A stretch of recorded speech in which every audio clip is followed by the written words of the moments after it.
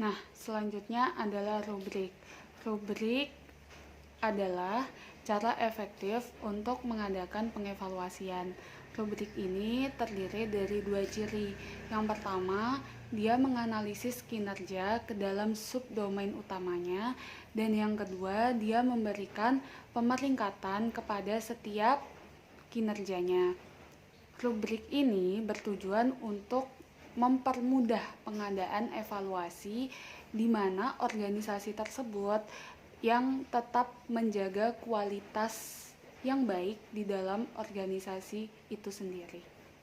Nah, selanjutnya kita akan membahas tentang rubrik ini. Ada 4 pembahasan. Yang pertama, rubrik yang baik. Yang kedua, keuntungan dari penggunaan rubrik. Yang ketiga ialah rubrik yang efektif. Dan yang keempat adalah meningkatkan konsistensi kinerja. Rubrik yang baik ini ada 3 syarat. Yang pertama, identifikasi kritis.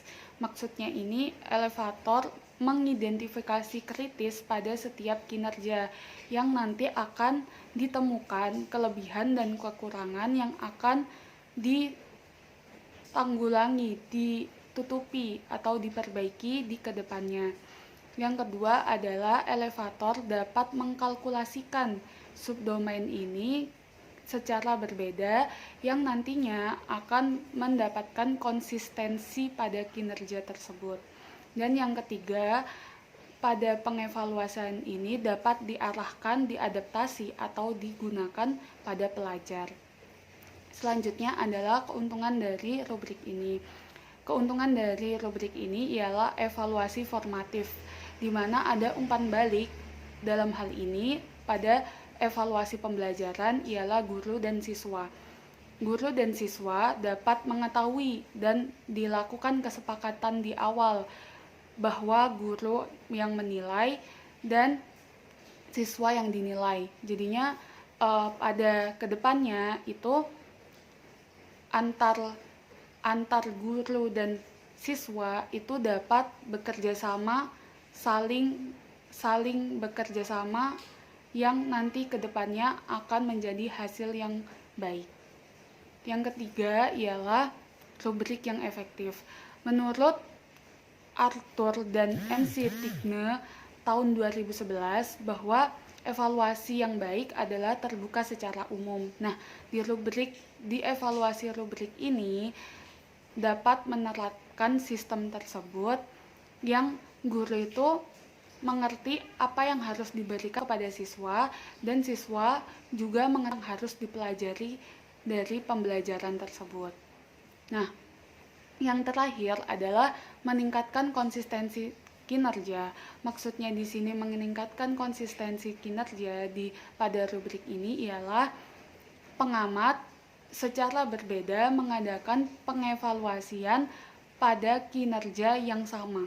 Jadinya elevator yang berbeda itu dipakai pada pengevaluasian rubrik ini. Jadinya dari sudut pandang yang lain dapat menilai juga bagaimana pengevaluasian yang baik tersebut.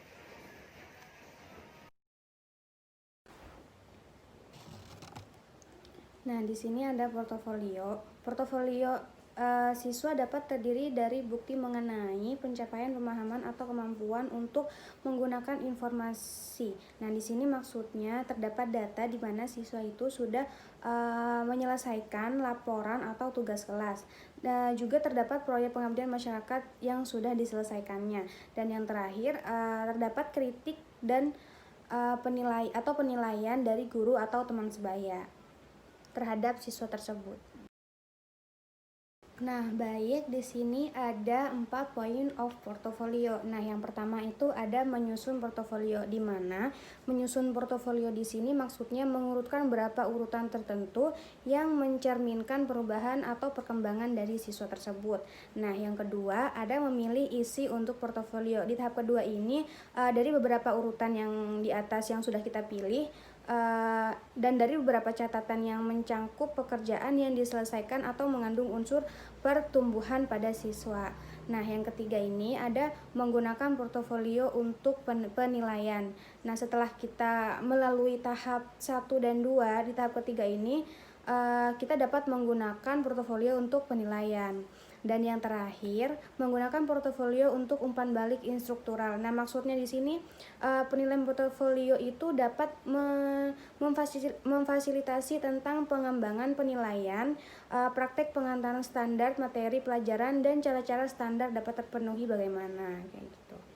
Oke, baik, saya akan membacakan kesimpulan dari kelompok 1. Nah, yang pertama ada performance assessment adalah proses yang dipakai oleh organisasi untuk mengevaluasi pelaksanaan kerja. Dan yang kedua, ada format kinerja memerlukan dasar khusus untuk evaluasi. Rubrik tampaknya memberikan dasar untuk kriteria yang digunakan dalam penilaian kinerja. Nah, yang terakhir, ada penilaian portofolio berupa kumpulan karya siswa digunakan untuk penilaian pencapaian dan pemahaman. Nah, itu dia presentasi pembahasan mengenai performance assessment atau yang biasa dikenal penilaian kinerja. Kami dari kelompok 1 mengucapkan terima kasih banyak. Kritik dan saran yang membangun sangat-sangat kami perlukan. Maka dari itu, kurang lebihnya mohon maaf. Wassalamualaikum warahmatullahi wabarakatuh. See you next video.